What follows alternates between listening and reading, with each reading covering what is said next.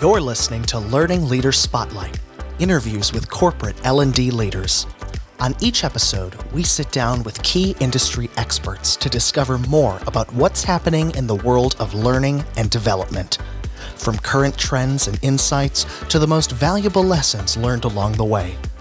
Join us for a fresh perspective on all things training and the best direction forward. Here's your host, Leanne Langford.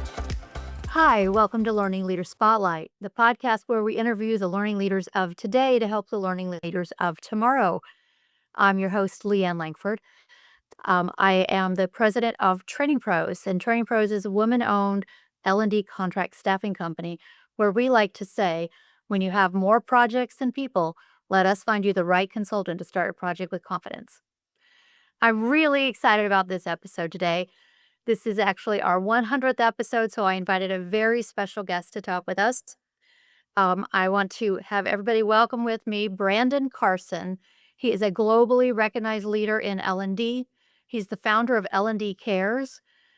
He's the author of a couple of books, including this one, the L&D's Playbook for the Digital Age.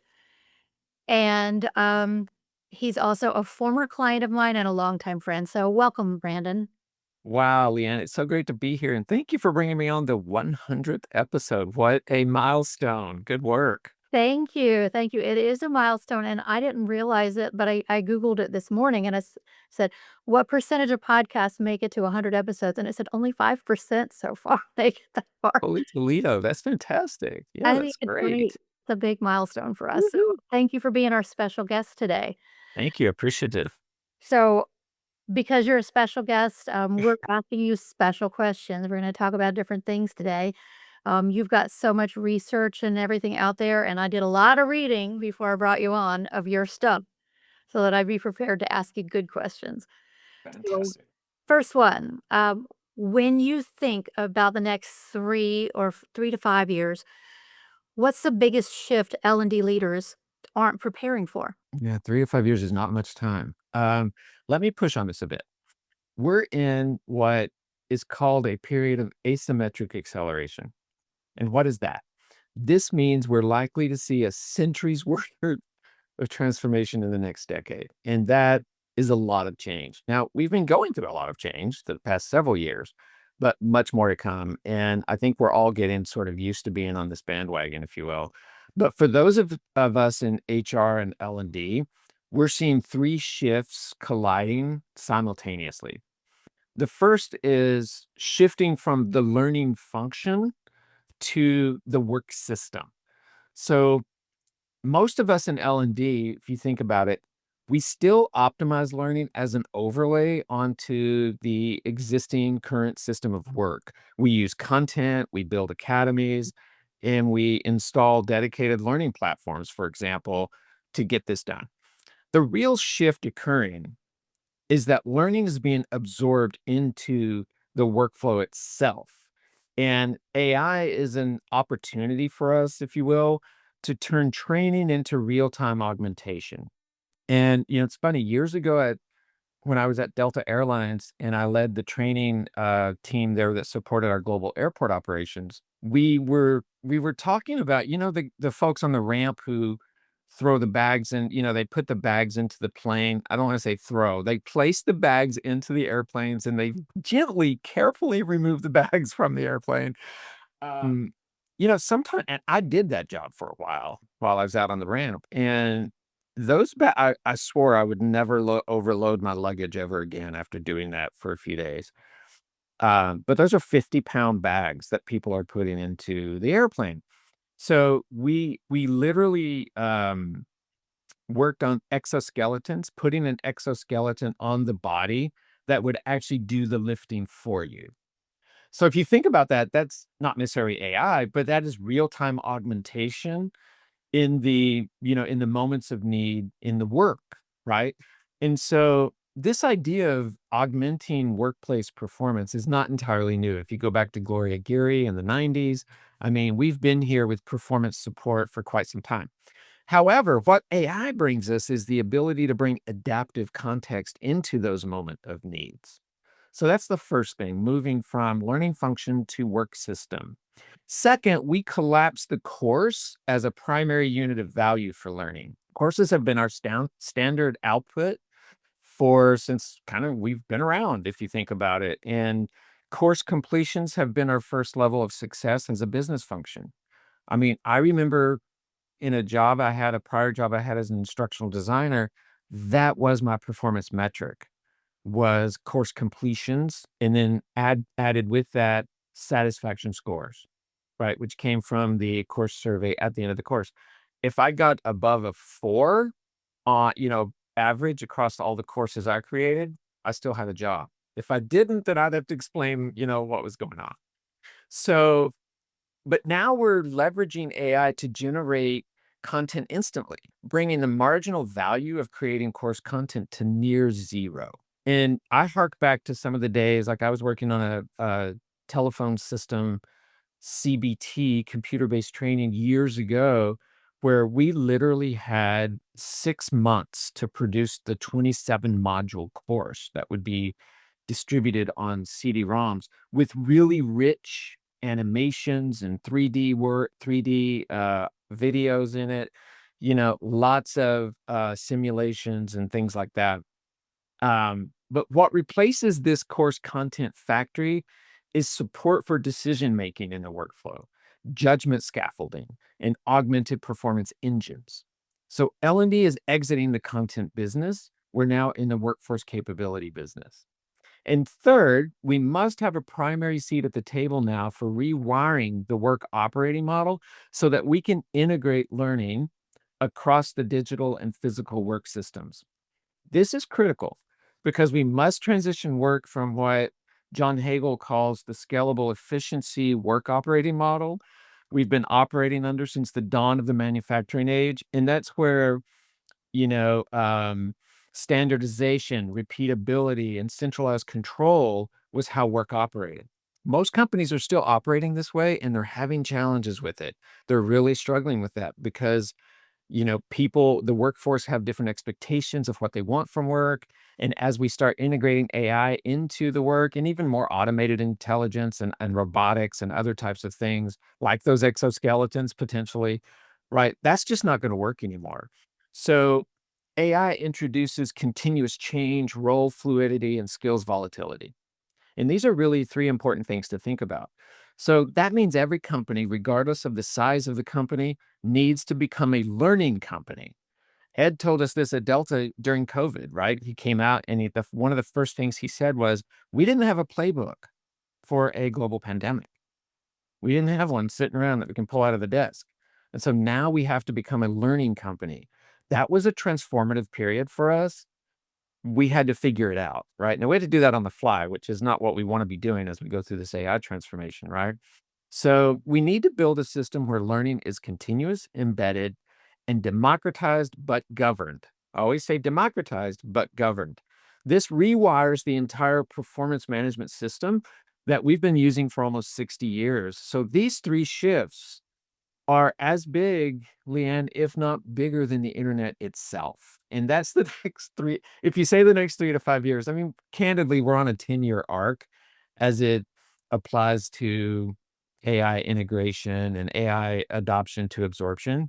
But that's definitely already what we're starting to do is figure out how to rewire the work. Yeah, so that is a lot.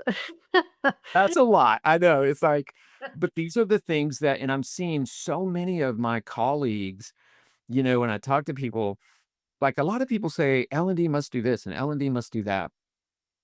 Here's the thing. We're taking our seat at the table. And in a lot of situations, we're setting the table. So I'm proud of all of what we're doing and what we're able to do because we are going to be the catalyst for this rewiring of work. It's exciting. It is exciting, and I have a feeling there's a bunch of learning leaders right now rewinding that and listening to it again with their notes out. That was Well, they've got an AI transcription going on, so it's fine. Oh gosh. Well, now you've said in some of your works that L&D is moving from a support function to a value creator. Can you tell us more about that? Yeah, so let's go on a little history journey. I don't want to bore your audience, but we do need to sort of bring some context to this. And yes, L&D is structured as a support function, which is, I like to say, anathema to the original idea behind a corporate CLO and learning organization as it was designed in 1994. So 1994 was when Steve Kerr became the first CLO at GE, reporting directly to Jack Welch, the CEO. Jack created the role because GE was undergoing a massive transformation, and he was aware that broad reskilling of the workforce was necessary for the transformation to be successful. So over the years, the CLO and L&D have been demoted, right? We've been demoted, and we rarely report to the CEO now, and we rarely sit on the executive team, or at least the CLO or the learning leader. Um, we're rarely sort of in that environment, at least as a reporting structure. And so we've evolved into a support function commonly connected or reporting into HR. So what happened was L&D became funded as a cost center, the whole story, where we were measured on activity, like I just said, those course completions and those smiley sheet scores, right? So the problem with that is we became kind of an order taker for the business. Often we're not in the room when workforce related decisions were being made. So it became organized and treated like a service desk. I mean, candidly, we became a service desk. So when I talk about reframing L&D as a value creator, what I'm saying is we need to transform its operating model to be an actual value creator where its work is focused on changing how the business performs, not just how people learn. To do that, we must look to our past, which is why I brought up Steve Kerr. And by the way, Steve is still around. I talked to him not too long ago. I was trying to get him to come on to a podcast with me, but it's kind of hard to convince him to do that. But we need to look to the past and kind of remember why Jack Welch thought there was a need for what he first called a chief education officer, but then he realized that acronym was CEO, and he's the CEO or was the CEO. So he said, no, I need something else. And then he thought chief learning officer, right? Well, it was because GE was undergoing massive transformation at the time. That's where we are now. So as we create this new operating model for work itself, we need to reimagine how the company builds capability. L&D must move to being that direct value creator. And here's the clincher, we must be held accountable for it.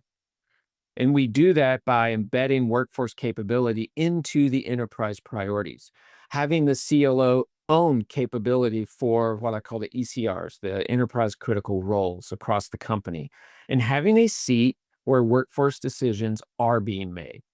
Value creation is less about what you build and more about the impact on the bottom line that you're having. And if I go like to some of my network groups or some of my colleagues who are in roles as learning leaders or CLOs, they're always talking about impact and outcomes nowadays. I mean, we've got the script. We know what we need to do. But our forcing function to this change has two words right now. Can you guess what those two words are? No. Artificial intelligence. AI is collapsing the Yeah. parts of L&D that looked like value, but was primarily activity. Now, that doesn't say it doesn't say we haven't been a valued function. If so, I would be saying my life's work has not brought value, and I don't want to do that. But our evolution is necessary because we need the shift we need is from delivering these experiences to building capability systems that are business critical. And so to me, value creation is not about better learning. It's about better performance for the workforce. Amazing answer, and yes. I loved the history lesson because one of the things that you and I bonded on the first time we met was we've been in L&D almost exactly the same amount of time.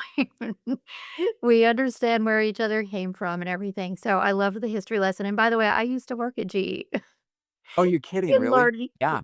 Yeah. I mean, what a journey that GE has been on and what they did and all of that over the course of time. We have to recapture some of that that transformative feeling. And I was talking to the CEO of Zendesk, Tom Eggemeyer, last October, I think. And he was telling me that One thing legacy companies don't yet understand, or we can think of most of us as legacy companies, maybe other than the tech companies who are actually architecting and orchestrating our intelligence layers that we're going to start putting across the enterprise. He said, what we don't understand is that AI native companies are going to surge past the legacy companies if the legacy companies don't start this transformation and really get on the right track. So it goes to market advantage. It goes to the competitive advantage of organizations to really grab this moment and go forward. You've talked a little about this, and if you feel like you've already answered it, we can skip it. You've talked about learning as the architecture through which intelligence flows. How should leaders think differently about their roles?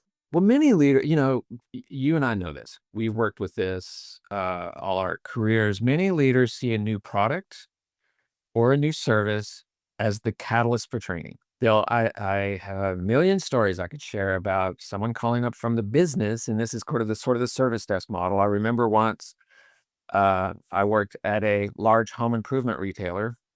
Uh, I think that's where we met, if That I'm is not mistaken.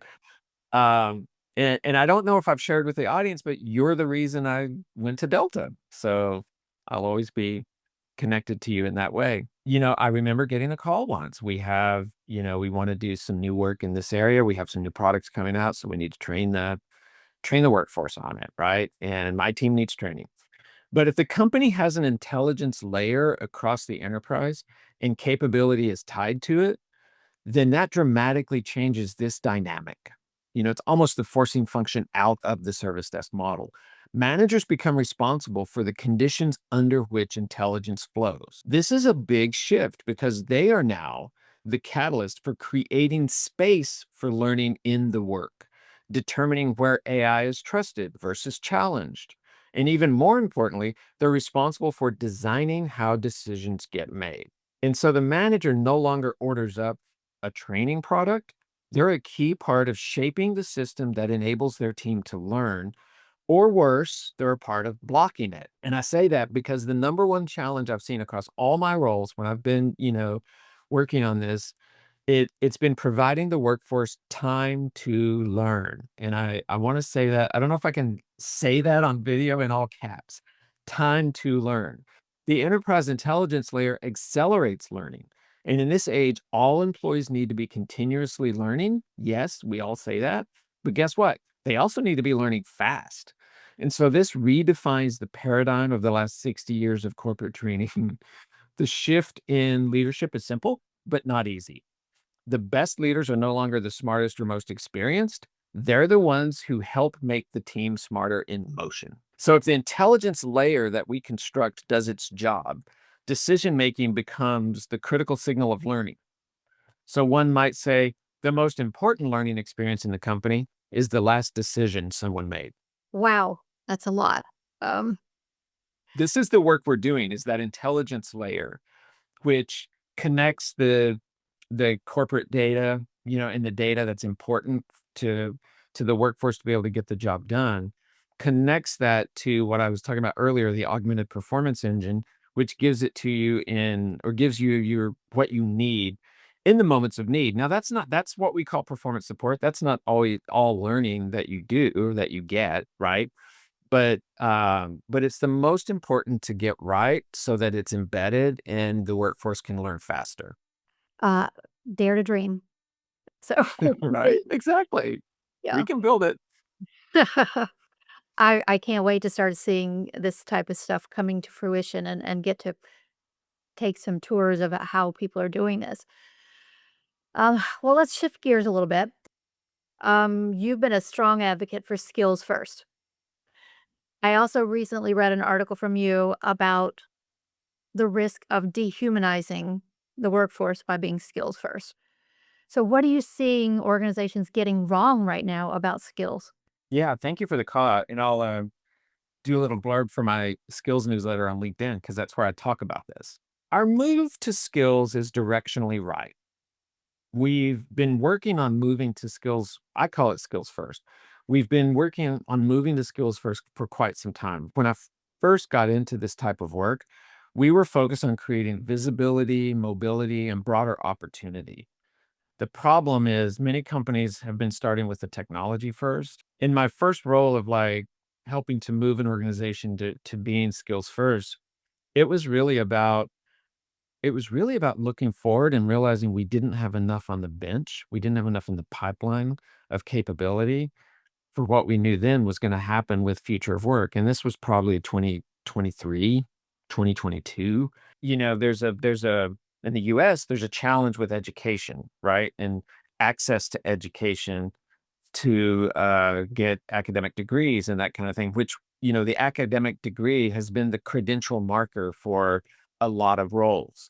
And so we were coming at it first from that. When I say broader opportunity, mobility, and visibility, it was about opening the aperture a bit wider and taking a broader look at the talent that you have. Now, going back to the technology trap, a lot of companies look at technology first. And a lot of the reason for that is they feel like they need to look at the technology already in use and determine what needs to change, if anything, as they build towards becoming skills first. Now, there's an inherent risk in creating a system designed for humans and removing the humanity from it by focusing too much on the technology. Not usually on purpose, I mean, but often by proxy of what you're building. You don't want to reduce humans to just a collection of skills and then build technology around that. So I created a model I call the BVAC model, which is the BVAC is an acronym, BVAC. It stands for belief, visibility, access, and connection. And I've implemented that in my skills work to help ensure that the human component is always a first concern. I heard this quote from Julie Sweet, who is, I believe, CEO of Accenture, in a Davos speech this year she gave. I think she was on a panel, and she talked about let's move away from human in the loop to human in the lead as we start implementing these. So the human component should always be a first concern. I love that quote, human in the lead. It's just something for us to remember as we build and architect these systems that will be orchestrating, the future of work. So it's easy for us to break roles into micro skills and tag all the content objects and build taxonomies, but we first need to be sure that we build in context. Context is important, obviously, for when the work's occurring and what's going on in the work. Judgment, identity, experience, aspiration. So going back to the first reason I got into this, which was to build broader opportunity and to decompose jobs and to take away needs for academic degrees where possible for you to get the job. I mean, that was the key reason I got into this work. So going back to that, let's remember the human, their experience prior to coming to your company, their aspirations. And experience doesn't mean just, like I said, the college degrees or the certificates or the things they have. It's their work experience. It is their certificates. It is their degrees. It's all of this that makes up our skills catalog for ourselves, right? Our abilities for ourselves. But we've been getting really precise over the last several years in cataloging discrete skills and potentially losing sight of the whole human that does the work. So, and I don't know that that's universal, but I caution on the dehumanization of it because when we get to these taxonomies and we just have a list of these, a friend of mine was talking about, filing unemployment, and unemployment in that state gave them access to a website. And all it was a series of job titles. And underneath those job titles were listed the tasks and the skills. And the instruction was you needed to match at least 2 to 3 of each of those before you should apply. And I'm like, oh my gosh, I mean, this is just really not the way to go with this. So I think what we may not be getting 100% right in this stage is we're making skills visible in systems, but not always visible in the work. And so skill strategies don't succeed because of the technology. They succeed because of the culture of the organization. And so that's just my caution on this as we build these. Let's just make sure we've got human in the lead on these as we architect the systems and then orchestrate everything going around that, if you will. Very, very helpful talk. I have not worked on a skills project myself, so I'm really fascinated by it. I need to learn more. What's one mindset shift that leaders need to make if they want to be effective in this new environment? Mindset shift. Yeah, the this transformation is the most dependent on first and middle level managers than any before in business. No longer will leader as expert or leader as sole decision maker work. Leaders need to be deeply involved in the redesigning the work because most senior execs have no idea. Candidly, let's just be honest. Most senior execs don't have any idea what happens in the flow of the actual work to get it done. And that's not denigrating senior execs. It's just the nature of the types of work we all do. When I went to my prior role at Starbucks, before I could go to my corporate job, I spent almost a month in the store becoming a barista.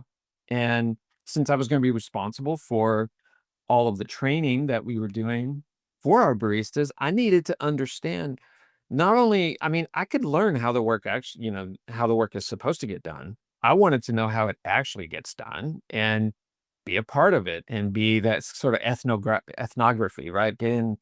Get deep into it. I do say this to every L&D person, you need to know how the work actually gets done, and it's hard sometimes when you're really far removed from it. Same thing for senior execs. Now, as we go forward with absorbing AI into the work, leaders will be designers of how intelligence shows up in the work. And so as a leader, your value is no longer what you know, it's how effectively your team can think and act in real time.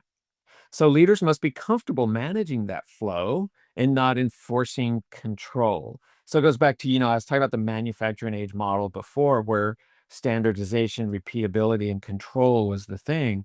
We've got to learn to let go of that control aspect a bit. So leaders in AI powered companies, if you're only optimizing, you're already behind. So we want to make sure that leaders ensure that AI doesn't become the primary decision maker, going back to human in the lead, right? A human should always be the accountable one, right? Even when AI is making decisions, we've got agentic systems going, you've got to have a human be the accountable one. So we need new leadership skills. That's the number one mindset shift I think we need to make for in the enterprise. If you had to challenge learning and development leaders with one uncomfortable question right now, something they wouldn't want to answer, what question would it be? Okay, this is a hard one. I would say, going back to the sort of model and a lot of us come into this and we're not the ones that do the organizational design sometimes. We come into the role and here it is and there it is and this is what it does. But I would say when you lay your head on the pillow at night, ask yourself this: if your L&D function disappeared tomorrow, what would actually break in the company? And really think about that. That's a really, really tough question to ask yourself. I mean, if I even just think about that in terms of my job, if I stopped doing what I do today, what would break? And there's one reason, let me quickly tell you, there's one reason why I say that. That actually happened to me once. So I was at a company where we were running a pilot of a new modality we wanted to introduce, and it was going to be at scale across, pretty big organization. Now, you don't ever roll to a big organization all at once. So we were doing pilots, and so we were going to do kind of an A/B pilot. So we were going to turn off training for one part of one demographic, um, turn it off completely and give them the new modality, right? So same content, different modality. And the other part, the A, B. So B was turning off the existing modality and giving them the new one. The other one was they don't get the new modality. They just get the existing training. And we're going to run this pilot for 90 days and then look at the results. And the idea was to compare, all sorts of metrics around one modality versus another, candidly. Well, we gave the demographic the new modality. We turned off the current modality for the other group, but we didn't give them the new modality either. So for 90 days, they had no training. So this was new, like new hire onboarding training. So we had one complete demographic with no training at all. and then one demographic with new training. And that was a mistake we made. We ran it for 90 days, and guess what the results were? I'm afraid. The the demographic that got no training did just as well as they had done before when they had the old modality training. There was no significant change in their performance, output, all the metrics we had tied to that. Now, the demographic that got the new modality, lots of different things there to talk about.